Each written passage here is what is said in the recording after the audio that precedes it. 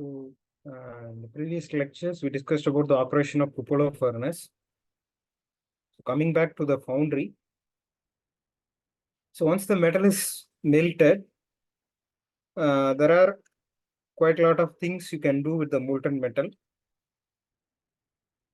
So, one thing is to make them into billets or ingots like that. So, those are nothing but they are big bars or cubes or cylinders of molten metal, which can be utilized for further processing. So they are very large objects of metal, which will be available in the bar form. For example, a bar of 1 ton, 2 ton. Similarly, cylinders of such high weights, which can be utilized for further processing, like a heat treatment process, rolling, extrusion, etc. Another way is making them into desired shape using a process called as casting. There are these two steps can be done. So once in the foundry furnace is done, then you will be going for molding machine. A molding machine is a machine where you can make casting. So casting is a process by which metal is converted into required shape. So we'll be discussing about casting in the upcoming slides. So before that, what are the raw materials used in a foundry shop? So first thing is metal. So it may be iron, it may be aluminum, it may be copper, it may be zinc or magnesium or any material. Predominantly iron is used and aluminum. These are the two metals which are predominantly used.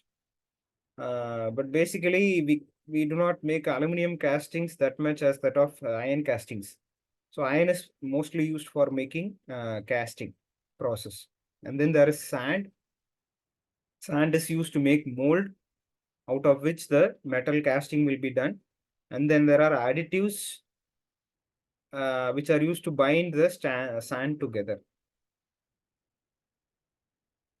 So what's the process of casting? The basic process is listed here. The first thing is sand molding. Sand molding is a process by which a metal mold is created. Sorry, a sand mold is created into which molten metal is poured to get the required shape. And then there is a melting and pouring process. Melting is done with the help of furnace, as we discussed. And then pouring the molten metal into the sand mold to make the required shape. And then there is deburring and finishing. So all this process we'll discuss in detail in the upcoming slides. There are various types of castings available, namely sand casting, pressure die casting, centrifugal casting. Then there is your ceramic casting. So various types of casting are available. But the predominant type or the most preferred type is sand casting. The reason we are using sand casting because sand is readily available and sand can be easily reused. That's the reason why we are going for sand casting. Sand is cheap, sand is easily available, sand can be reused again and again. So the basic process of sand casting is similar to that of your clay pot making. So in clay pot making, what we are doing is we are mixing clay with water, then we are making it into required shape. So similarly here, sand will be made into required shape by some process with the help of a pattern. So in your kindergarten, what we'll do is we will have a metal, we will have some mold of teddy bear or something. We'll place it in sand, and once we remove the mold, the sand will take the place of that teddy bear or truck or that bucket. So that's the same principle that is used in the sand casting process here. So the material which is used to make that shape is called as a pattern. So that pattern is used to make the required shape. And once the pattern shape is made, then we will pour molten metal into that to get the required shape. So that's an introduction to the sand casting process.